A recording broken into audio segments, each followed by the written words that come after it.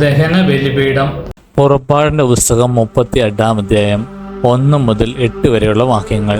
ദഹന ബലിപീഠം. ബസാലേൽ കരുവേലത്തടി കൊണ്ട് ദഹന ബലിപീഠം നിർമ്മിച്ചു. അത് 5 മുഴം നീളവും വീതിയുമുള്ള സമചതുരമായിരുന്നു. അതിൻ്റെ ഉയരം 3 മുഴവും. അതിൻ്റെ 4 മൂലകളിലും അതിനോട് ഒന്നായി ചേർന്ന് 4 കൊമ്പുകൾ നിർമ്മിച്ച് ഓടുകൊണ്ട് പൊതിഞ്ഞു. ബലിപീഠത്തിൻ്റെ ഉപകരണങ്ങളെല്ലാം പാത്രങ്ങൾ, കോരുകൾ, താലങ്ങൾ, മുൾക്കരണ്ടികൾ, അഗ്നികലശങ്ങൾ എന്നിവ ഓടുകൊണ്ട് നിർമ്മിച്ചു.